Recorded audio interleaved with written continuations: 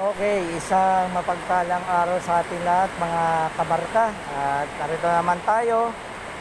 Teka muna, ulitin natin ha. Isang mapagpalang at maulang araw sa ating lahat. Ayun.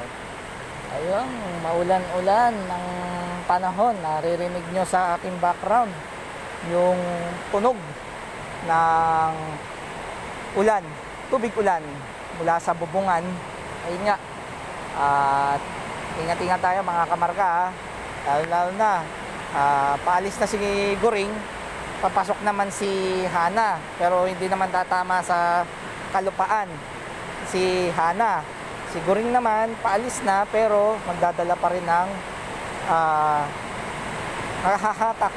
hahatak ng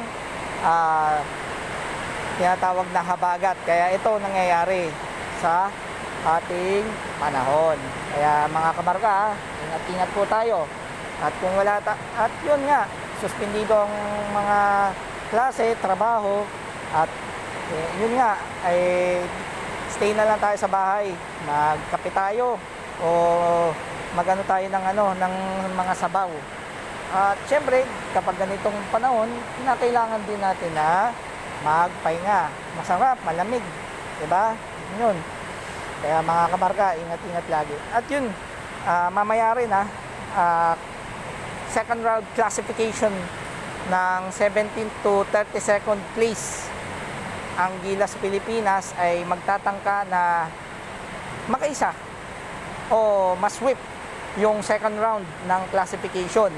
Dahil ligtas pa po ang ating tsansa na makapwesto tayo sa Paris Olympics sa susunod na taon.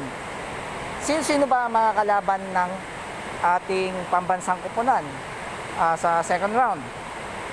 Yan yung koponan ng South Sudan at ang People's Republic of China. Mga kalaban natin ang South Sudan mamayang gabi, alas 8 ng gabi, live yun, laban. At sa September 2, alas 8 din ng gabi ang labanan. Kaya kaya pa ba ang dyan, kaya pa ba ng ating pambansang koponan na manalo matapos na yumukod tayo ng 3 beses sa first round sa kamay ng mga koponan ng Dominican Republic, Angola at ng Italy? Kaya pa ba ng ating pambansang koponan na manalo sa laban? Makikita natin.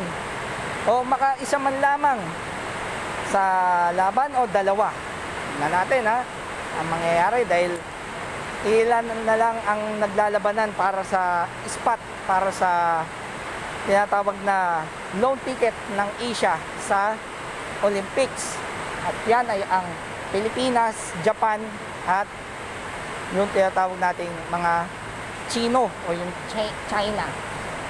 Yun na lang ang natitirang magbabakbakan para sa loan ticket para sa Paris Olympics. Kaya yun lang mga kamarka, at ingat-ingat tayo sa lalo na walang pasok sa Metro Manila. Doon na lang tayo sa inyong tahanan o sa inyong mga tahanan, magano na lang, magkape, humigop ng sabaw, o di kaya matulog para makapag-recharge tayo para sa kinabukasan bukas, hanap buhay tayo. Yun lamang mga kamarkan. Ako, umano na rito yung tulo ng ulan. Yun lamang mga kamarkan.